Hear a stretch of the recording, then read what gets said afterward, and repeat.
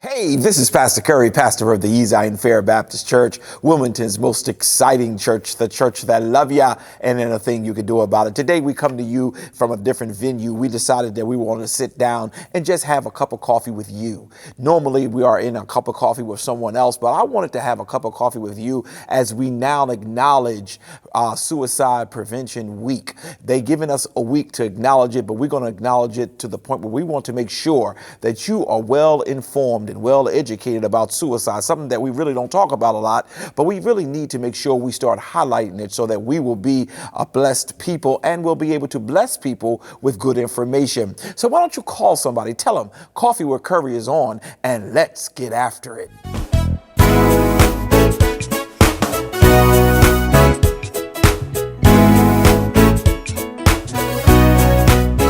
And we're back. Today is a very special show. I really wanted to take the time to talk about suicide prevention. Each year during the week of September, the third week in September, they highlight suicide prevention, and they try to give out methods and modes that we'll be able to, combat the suicide that happens in and through our country. And all too often, especially in the African American and Latino community, we don't talk about it. We're told that you ought to be strong. You ought to make sure you keep your head up. You got to make sure you weather whatever storms that come in life. And all too often, people commit suicide, and it shocks the whole community. It shocks the whole family, all because we have not taken the appropriate precautions to ensure that people are living healthy lives. So I want to start today by first talking about what is suicide. Suicide is what I consider it to be, is to be self-inflicted termination of life. Self-inflicted termination of life. Well, you may say, Pastor Curry, why would a person even want to kill themselves? All too often, depression creeps in. I happen to be a pastor, and I preach the gospel of Jesus Christ, which is the good news. All too often, even in church, we preach such damnation and doom to people that when people have made mistakes, when people have done things, when people are struggling, they feel there is no out. But we have to recognize that with this whole suicide notion, that it's a person's way of escaping life. It's a person's way of dealing with, I don't want to be here any longer. But listen to me. You have life. We want you to know that life more abundantly you have. And for those that you may know, somebody who may be struggling, this show may not be for you particularly, but it could be for a loved one. It could be for a friend who feels like they're at the end and there's no other way out. I want you to know, and I want you to tell them, life is for the living, and the Lord has them here so that they may live. This show is going to be a little bit about both. I have the professional data as well as the pastoral side of me to continue to reinforce the fact that suicide is something that we do not want to engage in. And this is the reason why I'm going to give you the data. This is the reason why I gave you the definition that I gave you, because I want you to know that suicide is not the answer. We want you to tell your friends. We want you to tell the person who is in a depressed state that suicide is not the answer. When I was going through my research after really coming up with the definition of what suicide is, I'd start dealing with why does suicide Prevent Awareness Week is even needed? Why do we need to even talk about suicide? One is because someone in America commits suicide all too often, and it goes unnoted. It goes without recognition. And then there are those who do commit suicide and people know about it, but it affects so many people. A termination of one's life at their own hands, they may feel that, okay, I'm finished, I'm done, but it becomes the beginning of a journey for somebody else. When someone dies by suicide, the loss is felt by a whole lot of people. The ripple effect of loss spreads across families, it spreads across communities, as well as it spreads across friends. Whenever a person is considering taking their own life, they may think and feel that they have put an end to the misery of themselves and those who are around them, but all they're doing is just beginning the misery process. We have to learn to talk to each other. We have to learn to find ways to get professional help, which is another problem within our community. We don't believe in professional help. I was raised my whole life in church, and I've heard the preacher say quite often, pray about it and it's going to be all right. I don't want to discount prayer because prayer does work. But the Bible is clear that prayer without works, it's dead. Faith without works is dead. You have to do something. And a lot of what happens in suicide has to do with mental. We have to have the professional people who God has ordained to handle the mental capacity. They're called psychologists. They're God ordained people. We have to be able to turn our family members over to them that they may be able to help during a time of crises. So what I did was I put together some data, and you're going to see various things flash across your screen. Nationally, the suicide rate increased 25% from 1999 to 2016. 17 years, there was a 25% increase, which speaks to the severity of suicide. In 2018, there were an estimated 1.4 million suicide attempts. That means there was 1.4 million. This is what was reported. There's some that did not get reported, but 1.4 million people attempted to commit suicide, and there were, out of that number, 48,000 people were successful. Think about that. We don't talk about it often, but we need to do more talking about suicide. Believe it or not, it's the 10th leading cause of death in the United States.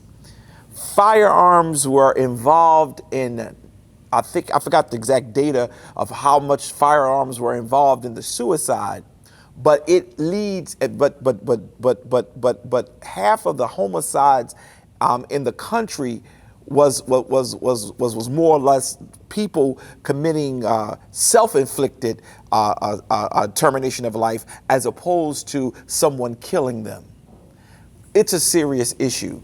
And while some will say, I don't want to look at this today, we must begin to address that. And I've purposed in my heart that I was going to spend some time talking about it. There were more than twice as many deaths by suicide than by homicide is what I was trying to say. I was trying to look at my notes to make sure I'm giving you factual information. There were more than twice as many deaths by suicide than they were in 2020 homicide.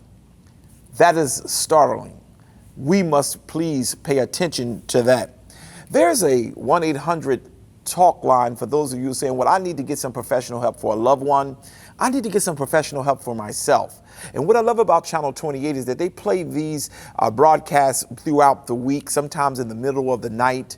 And I hope that if somebody is listening to me right now, you can pick up your phone 24 hours a day and call someone who doesn't even know you, don't know anything about you, will not judge you, and they will help you. What is that number? It's 1-800-273-TALK. 1-800-273-TALK. TALK. Or if you really need the digits, it will be 1-800-273-8255. That's 1-800-273-8255. We're going to come back in a few minutes and we're going to talk more about suicide. But what we're going to do is we want to talk about some of the national data and the local data here in Delaware. So you will see the severity in the attempts as well as the successful carrying out of suicide within our community. We'll be right back.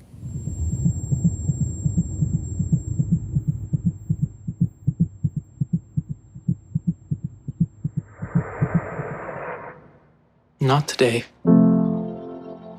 I'm here. You can tell me anything. I see you. We're in this together. Breakthroughs are happening. Treatments are evolving. The stats can change. Society can change. We can all say, not today.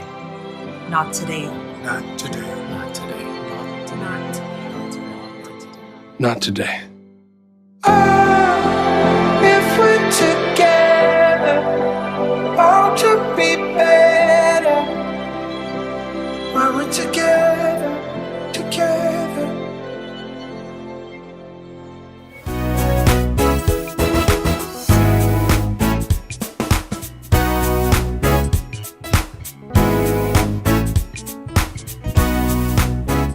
And we're back. I want to do a little bit of sharing of some real data regarding suicide. Data in the United States of America, visits to the emergency room. Keep in mind, everyone does not go to the emergency room, but those who did make it to the emergency room. The attempts of suicide and visits to the emergency room last year was 312,000 plus people. 312,000 people went to the emergency room who attempted suicide in the United States of America. But then of those who attempted in 1 year, of that 312,000, 47,511 were successful. We must please realize, and I think I made a mistake there. I shouldn't have said of those 312, because the 312,000 were those who attempted, but an additional 47,511 people attempted and carried it out. I want to make sure I'm giving you good data. Of the 312,000 people attempted suicide last year in America. In addition, 47,511 people carried it out. According to the data, suicide is the 10th leading cause of death in America. We look at certain things and we say, look, that's a pandemic. That's horrible. This is going on. Suicide cannot go unnoticed and it cannot go unrecognized. We must pay attention to it. Let me share with you a few things. Suicide by firearms. For those of you who want to push and don't want to push gun legislation to be under control and making sure we have safe spaces and things of that nature, the number of deaths in the country of suicide with a firearm was 23,941 persons who picked up a gun and said, I want to terminate my life. The number of suicides by strangling themselves, whether it be hanging or whatever else of that nature, of that 47,511, 13,563 people decided I wanted to just end my life by suffocation, choking, or whatever means they used. And then we also have poisoning, pills, taking things that could kill them. Of the 47,511 persons who successfully terminated their lives, 6,125 individuals did it through poisoning. A lot of times it's silent. They're in their quiet moment and they decide, I'm going to end my life. If you know someone who is in a struggling moment, it's going to be important that you get them help. Because none of this data is saying they were around a lot of people assisted, others were a part of it. These are individuals who just felt life was too heavy to continue to live in it. We must get some assistance. But I dug a little deeper with this whole notion of death by suicide. And I want to know, what was the populations? And this is very important. Males have a suicide rate 3.7 times higher than females. You may say, how could that be? They're such strong, robust people. They are the lions of the jungle. That's one of the issues. Men are required to have a certain outlook, to be a certain person. Do not cry. Do not let this happen. And what happens a lot of times to my brothers who are listening to me today is that when you feel hopeless because you can't live up to the standards that someone else has established, the end of life is how it happens. Men don't attempt suicide, they commit suicide. When I looked at the data, I saw that women outnumber men with attempted suicide, but with carrying suicide out, we are outnumbering women by almost 4%. That has to be addressed. Then I said, well, what group of people are affected the most? According to the data, American Indians and Native Alaskans, they are the ones who are at the top of the suicide data. And it's followed by Hispanics and African Americans. And I say to you, while we don't talk about it, while we tend to cover it up, while we tend to hide it, we must now bring it to the front and we must address it, that we will never be a leading statistic in this area. I went a little further and I wanted to know, what was the age, and we already talked about the gender, but what was the age? But then I broke it down by age and gender so you can really see. And we found out that the highest suicide rate is among males who are age 65 and older. A lot of times that has to do with, I can't live. I'm not the person I used to be. My health is failing me. People are looking down on me. Brother, you've lived your life and you've done well, and God has put you in a retirement state. You don't have anything to prove to anyone. But they are sharing, it's males who are 65 and older who are the most likely to commit suicide. And then when he looked at the females, it's females who are 45 to 54. This data shocked me because it was when females are in the prime of their lives and they're trying to make things happen, divorces may occur and other things may happen, and they feel like to live is not worth it. But listen, I'm going to always give you the hook. The hook is this: you can live beyond a divorce. You can live beyond a disappointment, a devastation. I went a little bit further and I found out I wanted to know about the military people, because there's a lot of people who have I think it's called PDS, who have that distress after serving in the military. And it wasn't to my surprise when I saw the data on that. Yes, those who are veterans are more likely to commit suicide than those who are not. Stress of life is what really causes the thought to start in our minds that we want to terminate our lives. We don't have to do that. We have to get help. We cannot outsmart the psychologists. We cannot outsmart ourselves. We must get the help we need in order to survive in the world that we live in. I say to Isaiah Fair quite often, sometimes this world is outright cruel. Sometimes this world is just, it hands us issue after issue because humanity has messed up this world. But God has put you in this world because you the one has the purpose. You are the one who can change the trajectory of life. And the last group of people I wanted to look at, because a lot of you who view me are part of churches. A lot of you who view me are part of the Christian community. But the last group I looked at was the LGBTQ community. I wanted to know, with the stress of being a part of that community, what was the suicide rate among them.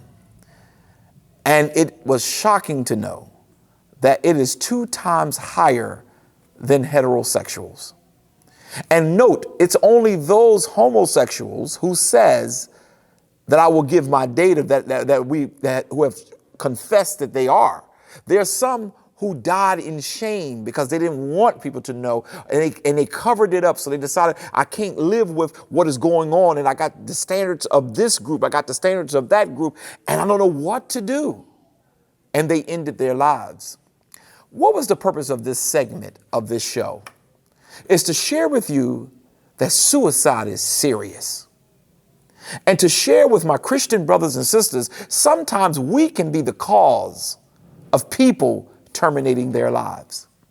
That's a little controversial, and I know there's some preachers who will be very upset with me and who may even call me and want to call me on the carpet, but I just believe that God loves us, and we have to stop telling people all you need to do is pray. You don't need to go to a psychologist, or don't believe that sister or brother who is struggling mentally. If mentally you are struggling, yes, you must pray. Yes, you must talk to God. But a part of that, it has to be you get the professional help. God ordained science. I'll say it again. God ordained science. And those doctors, and we can't get into, well, some of them are this and some of them are that. Some preachers are hypocrites. Some preachers are not living for God. We're not going to get into that, but it doesn't mean God has not called preachers. We must allow the scientists to do their job. I have pastored for 17 years now. And there are times when people come to me for help, and I directly send them to the professionals for the area they are. Yes, I pray with them. Yes, I give them a word that will hold them for the moments to get to where they need to be. But when we forget that we're not the only called of God, when we forget that, people's lives are in danger. The purpose of this segment, the first part of this segment, was to make sure, especially in the LGBTQ community, I don't care what your position is on it. We have to love people. We have to have a compassion for people.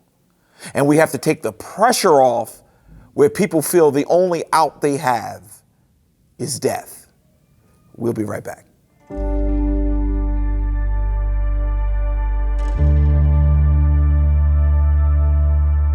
Dear Noreen. Dear Alex.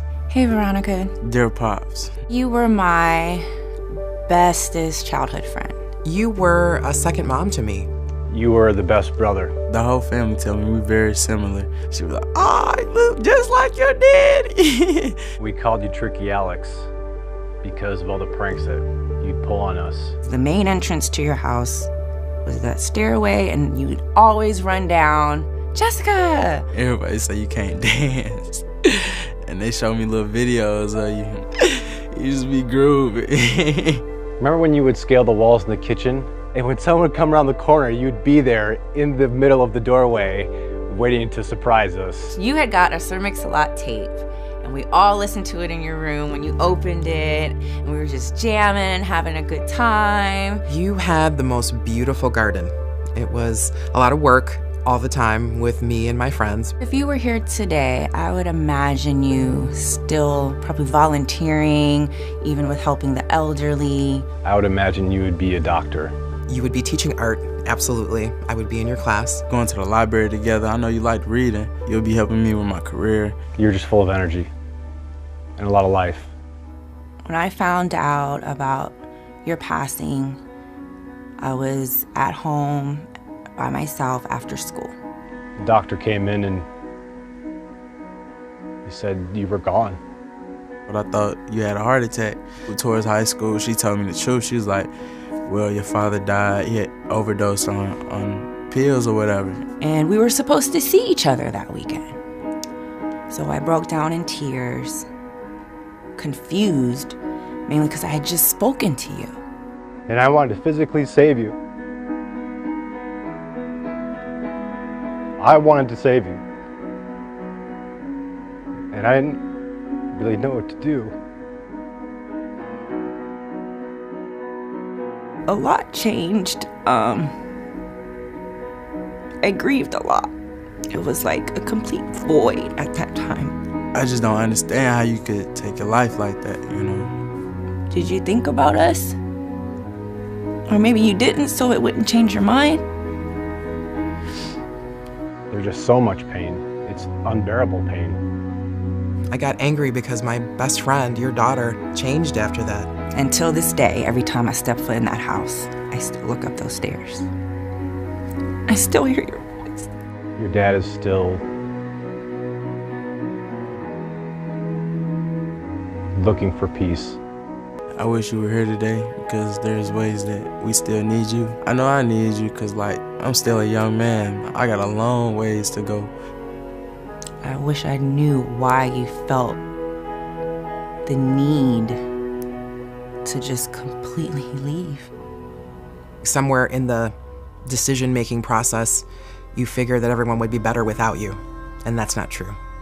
You were a good son. You were a good friend. You know you were loved, you feel me? You the heart of the family. You matter. You always did. You always will. Alex, you were a little brother. You were full of life and full of energy. You were a good person. I know you're with me every day. Love you, old buddy. And I love you. I love you. And I will always treasure our friendship. And for that, I love you. I love you, I love you, I love you.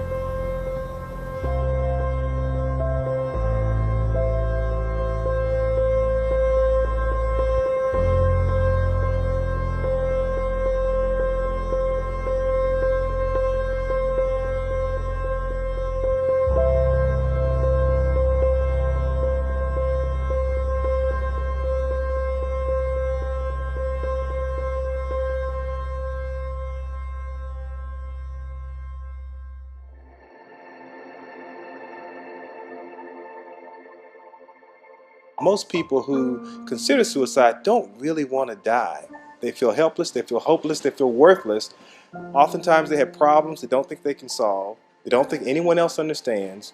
And they see suicide as the only way out. If you suspect that someone may be suffering in silence, that they may be dealing with suicidal thoughts, it's important to say something, because by starting that conversation, that allows that person to really open up and start to share what they've been carrying with them. While no one can predict suicide, there are risk factors that have been shown to increase the risk of someone being a victim of suicide. Some important static risk factors include, most importantly, prior suicide attempts. There are about 25 suicide attempts for each completed suicide nationwide. Second, we know that men are generally at higher risk for suicide than women. Someone who is going through depression, someone who's had a recent loss, and someone who's experiencing anxiety, who's suffering with substance use disorder, is at higher risk for suicide. Being a survivor of somebody that died by suicide can be one of the most difficult experiences somebody will have to go through in their entire life. And for that family member to realize that, one, it really is not your fault. Unfortunately, for things like this, there's nothing that family member could have done. And to also realize that whatever emotions they are feeling, it's okay. There's going to be anger, there's going to be grief, there's going to be relief, and that any one of those emotions is okay. What we're hoping to do is give them some hope, to let them know that people care. We want to start the conversation, we want to help to bust the stigma so that people begin talking about suicide, because that's the only way that we're going to put an end to it.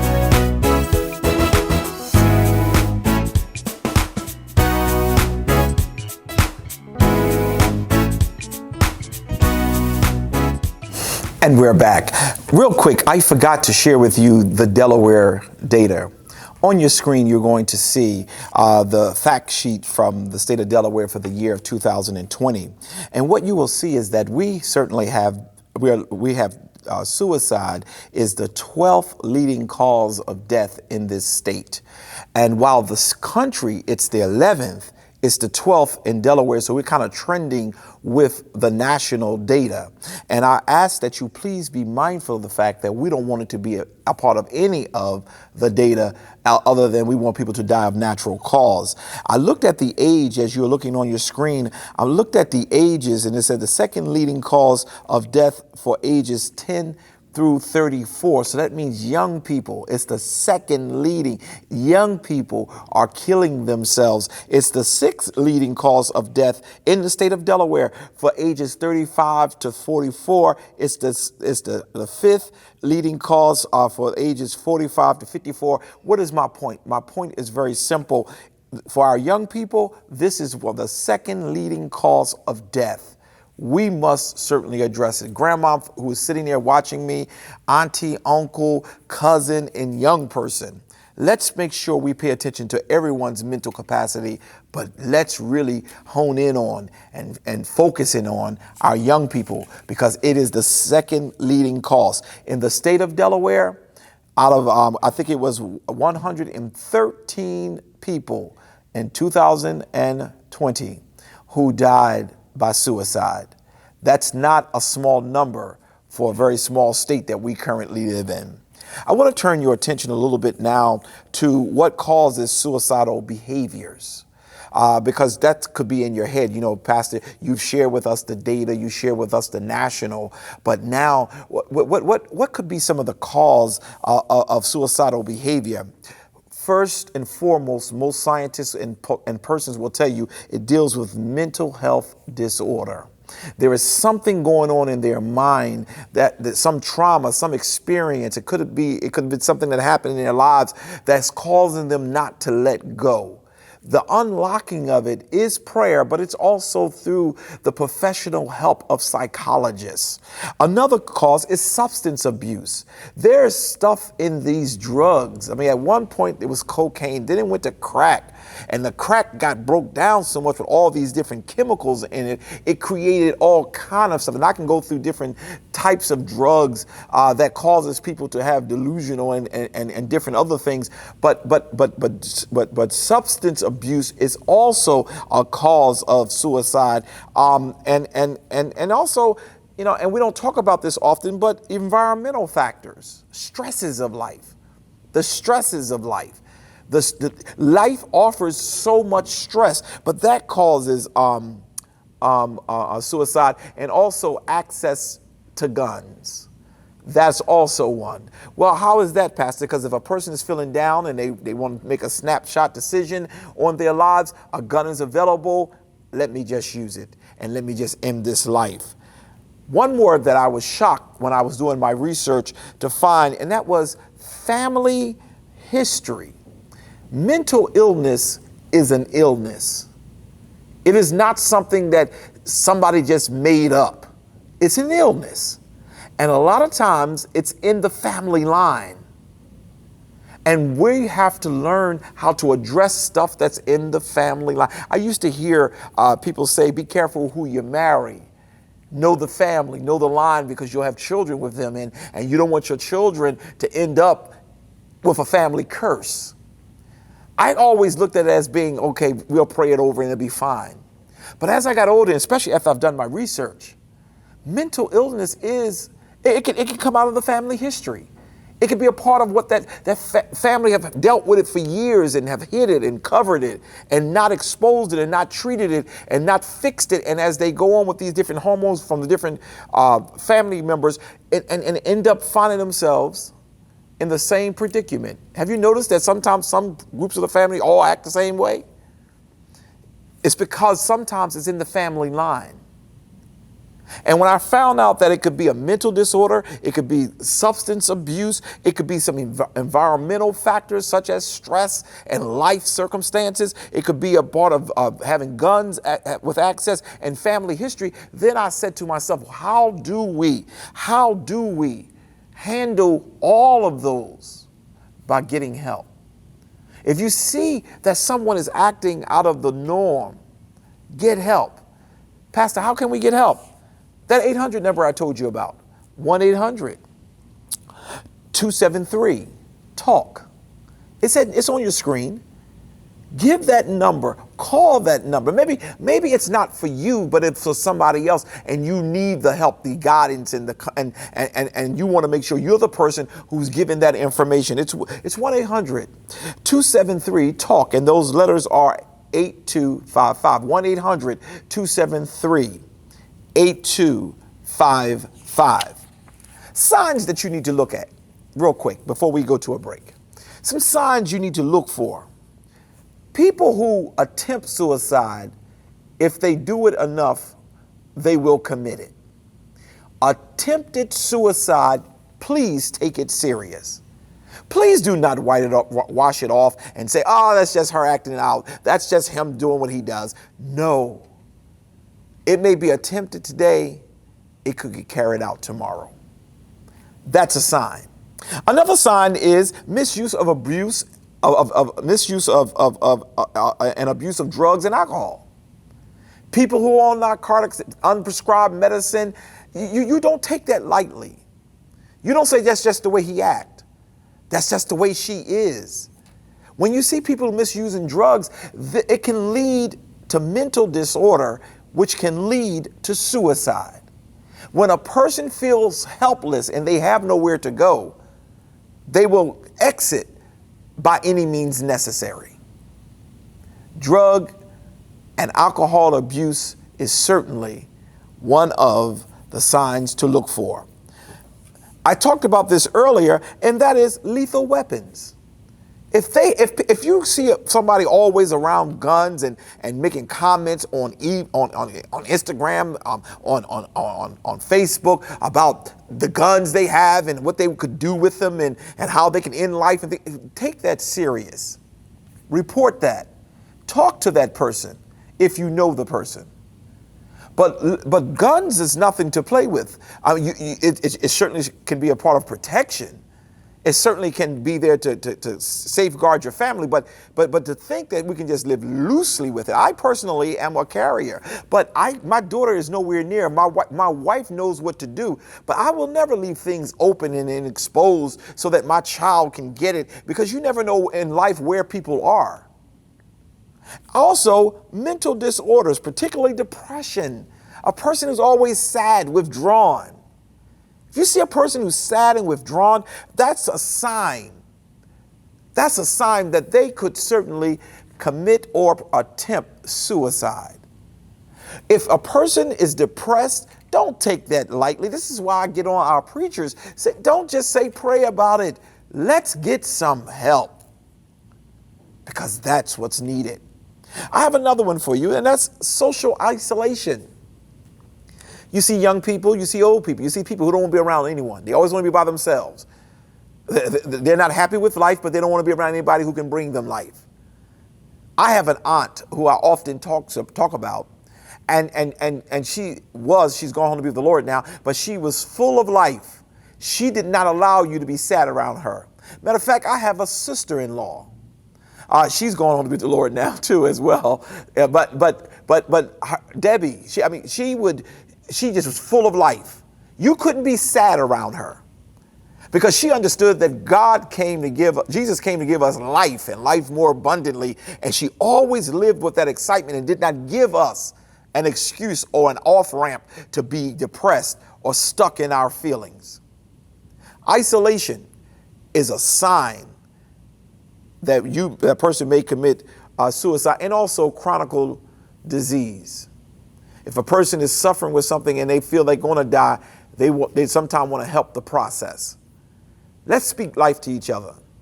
Let's speak to each other, and let's get each other help. I am because you are. That philosophy matters. We must talk to each other. We must pray for each other. We must aid each other. I say here often at the church that we need to help people who cannot help us back. We should not use people as toys. What you can do for me is the only time I can do for you. Your brother needs you. Your sister is not heavy. Your sister needs your wise counsel and your wise guidance. And if she or he will not pick up the phone and call 1-800-273-8255, you do it for them. It's going to be important. We'll be right back. I'm 220 feet in the air, and I have somebody trying to get my attention. I keep yelling at them. I say, if you get any closer, that's it. Because all I got to do is nudge back. And what happens? Because somebody is 4 or 5 minutes late getting home, they roll down their window as they come by, and they yell out, "Jump, you SOB!" What could I have done different? I was tired of living this lie. I was tired of lying to everybody. I was exhausted at who I become. I thought about the Golden Gate Bridge. I asked for directions. So I got to the Bay Bridge and I asked them for directions. I said, how do you get to the Golden Gate Bridge? But I was telling myself, okay, whoever I ask, I hope that when I ask them, they'll look me in my face and they'll see something inside of me and ask me, well, why are you going to the bridge? Because part of me on the inside was ready to say why I wanted to go. I mean, I was really looking for a reason to continue to live. I couldn't find anything. And the lady just looked at me in my face and gave me a plain look. She gave me directions. I knew it wasn't gonna be all right no more. Parked my car, left the keys in the ignition, grabbed my prepaid phone, and I got there on that bridge and I started walking. I looked over the railing, saw there was nothing that was going to stop me. I saw there was nothing in water. But when I looked in that water, I just didn't see water, I saw peace. I saw no more nights of crying. I saw no more living a lie. I saw no more being a burden. All the things that I needed in life, I saw in that water. I took a couple steps back, and in the moment as I'm heading towards the railing and about to jump over, I hear a voice. Hey, is everything all right?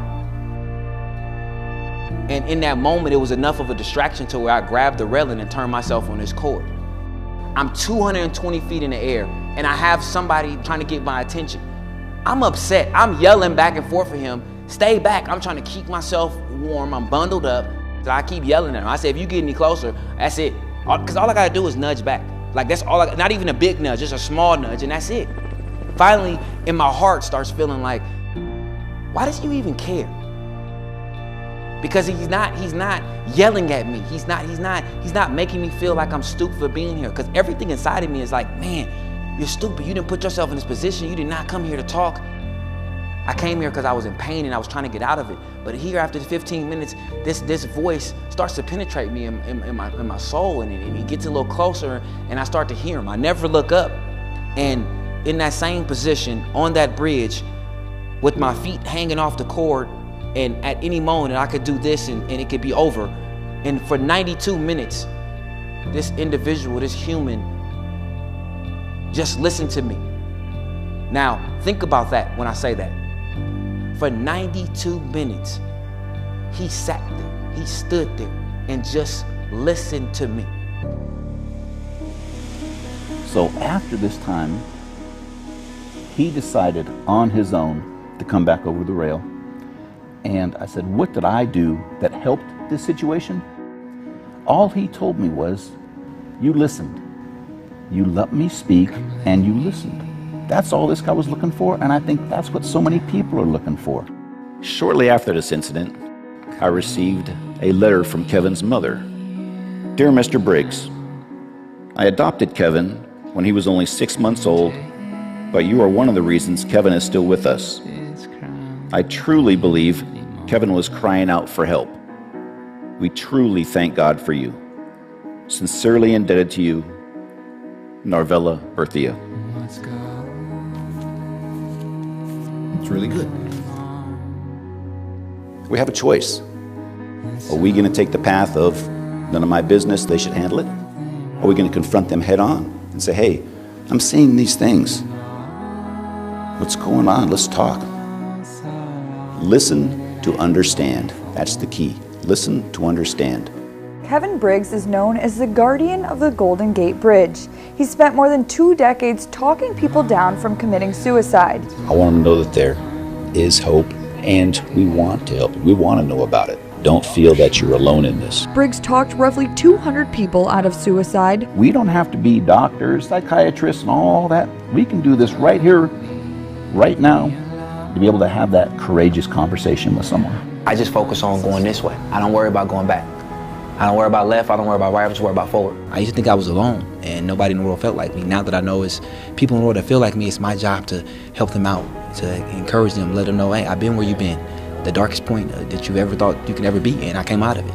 You can come out of it too. I can't honestly believe that with almost 8 billion people on this planet, that people still feel alone. And that's why we all gotta come together.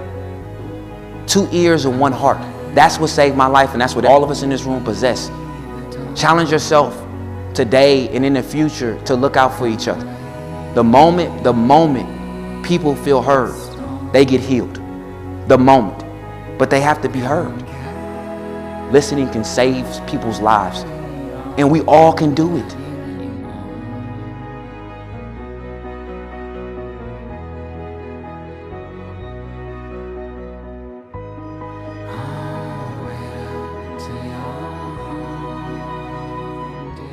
Nigel was such a joy. He was always being silly. He loved to dance. He loved to sing. Rosalie, she was an angel. She wanted to be a lawyer. And I asked her, why do you want to be a lawyer? Because I want to make the world a better place. Cameron, he was a very good artist, photographer, generally just a very sweet, caring kid. Molly was adorable. One of the most caring people that I've ever known. And she was obviously also very good at keeping secrets, because she managed to keep from us as a family that she was suffering in this way. We had no idea. Statistics show that in 9 out of 10 suicides, the person had diagnosable mental health issues. Raise your hand if you believe your child had mental health issues or had been diagnosed with a mental health issue. Definitely, yeah, definitely. And I know now is that bullying causes mental health. They made a video about her during school hours. The guy says, oh, look at this ugly girl sitting over here by herself. And it went viral inside the school. And after that, that took her to a dark place. And that's when I started losing her. In Molly's case, was she bullied, or you feel like it was more social media? The only thing that we did find was on social media, which invited people who were depressed into a club. It invited people who may have been self-harming into a club. It normalized those behaviors. It just said time and time again, I'm a lost cause, you're a lost cause, join our club. And I do think she had a sense of complete worthlessness at the end of her life. In his suicide letter, he said, I tried to be normal, but I couldn't. It broke me. He said, Mama, I can't help that I'm the way that I am. African American youth are significantly more likely to die from suicide compared to Caucasians. Why do you think that is? The pressure. I'm like, you're going to go through a lot in this world being a black man. You're going to go through twice as much being a gay black man. Does this make it harder to process because they were teens, they weren't adults? It's selfish, but I'm like, well, I'll never be a grandmother, never see him get married. And then that's purely selfish, but it's true. Never going to graduation, never seen her get dressed for prom, or become the person she wanted to be. It's hard. It's hard losing your baby. When you guys think back, were there warning signs? The warning signs were a teenager spending a bit more time in her bedroom and separating that slightly normal, awkward behavior that a teenager has as they grow up from the warning signs that can alert a parent to the dangers of anxiety, depression, or suicide. I think so hard for any parent to do. Nigel's case was a little bit different simply because he told me that he was having thoughts of suicide. I started taking him to see therapists. I actually thought he was getting better. He had started doing normal stuff again, wanting to play with his friends. And at that moment when I finally started to let up and I thought he was okay, that's when he really wasn't. And Carolyn, you experienced this loss in 2005. What advice do you have to these parents here today? Well, the first couple of years, you know, you're in a big fog. You eventually come out, and I think all of us are out to help other people. I have become more spiritual not in a churchy kind of way, but another way. I know when Cameron's with me, probably like right now. What do you think he's saying right now? That their choice hurts us, but they are in a safe place. They're okay. I know what Molly said in one of her notes. I love you, and I know you love me. I'm so sorry, but I just have to do this. I'll see you in a little while when you're old and grey. I want to be able to talk about Nigel's story in hopes that it helps the next kid or the next parent, because I know he would have wanted me to.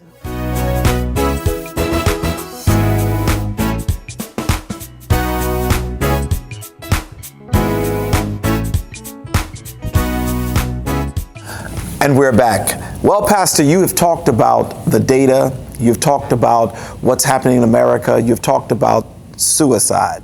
You've given us a definition. You've even gone as far as to share with us some signs so that we can look out for those who are suffering internally and may want to end their lives. What's left to talk about, Pastor? What I want to just end this show with, or this segment of the show with, is this. There are some things you can do and can be doing in order to help a struggling person who may not see an exit to their situation.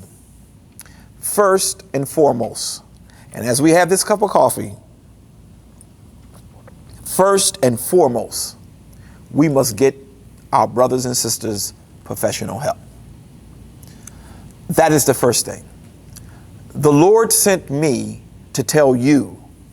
Well, shouldn't we pray first? The Lord sent me to tell you, get professional help for your loved ones, and if you happen to be the person, for yourself. Take serious the science.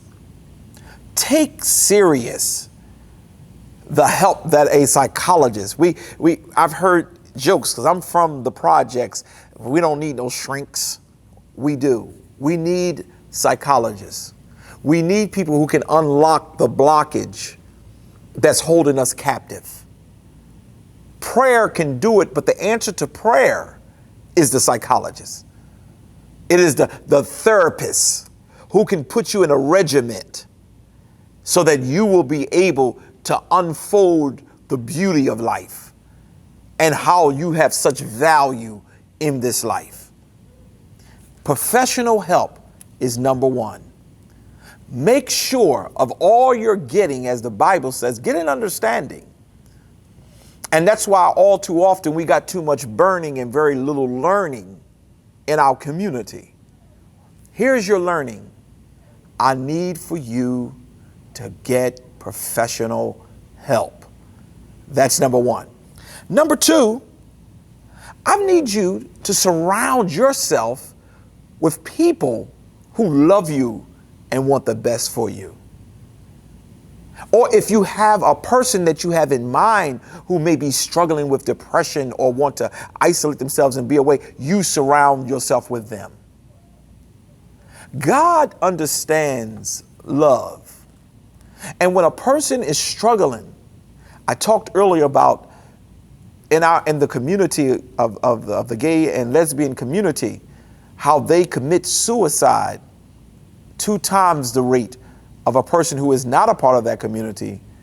I didn't say that to tick off people, but I said it because love is what kills all of the phobia. And all too often we're full of phobia. I'm afraid of this group, I'm afraid of this, I'm afraid of the other. Surround yourself with people who love you. You surround yourself with the ones who are struggling. Get rid of your phobias and let God do the increase in our lives. First, I said, you must get the professional help. Secondly, I said, you must surround yourselves with love. And then you must now, if you are the person or if you know a person, they must now look at the value that they have for this, for the world that they live in. Humanity was blessed with them. Begin to give yourself a chance to build your esteem. Give yourself a chance to know that this disappointment won't last forever. Give yourself an opportunity to say, you know, okay, I failed at this, but God has more work for me. You can live. There is no reason to terminate life. You've got too much to offer to humanity. When God made you, He chose to break the mold because there'll never be another one like you. And the things that you offer in the world that you are in is greater than any other offering that is happening in your community, the world, or the family that you're a part of. You may not see the significance of your life, but the Lord does. I see it.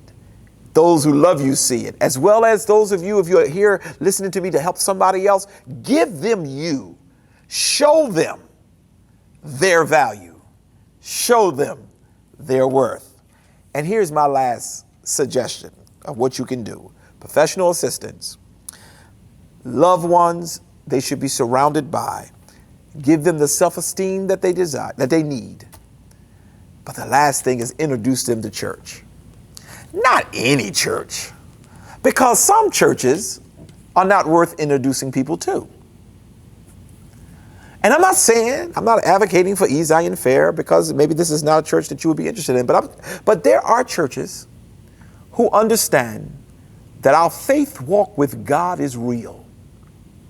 Introducing people to faith matters. I can talk for the next hour in this area because I'm very critical of those individuals who are part of the Christian community who tend to be self-righteous. But I happen to know there are a whole lot in the Christian community who have the heart of the Lord Jesus Christ. People know the mind of God, but they fail to understand the heart of God. The mind of God is what He did, especially in the Old Testament, and His will. The heart of God is Jesus Christ. He came that we might have life and that we might have it more abundantly.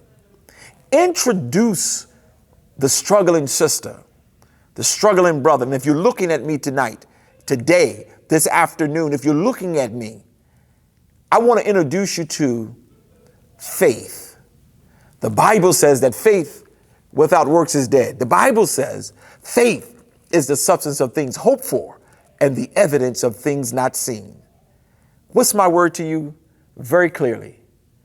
With faith, you can accomplish the unconscionable. You can accomplish it. You can be more. You can see God at another level. So what I'm begging you today as we go through this moment of coffee with Curry, we've had our coffee, I've had my conversation, and I hope that you enjoyed the time that we shared together today, because it's important that we not just recognize suicide awareness during a certain week. We hope to bring someone on that we can have a full conversation, but you got to recognize it every day. It's in our community. It's in our homes. People are covering up stuff because they don't want to look weak. And when they can't cover it no more, they look for an exit. But you can help them. You can introduce them to faith.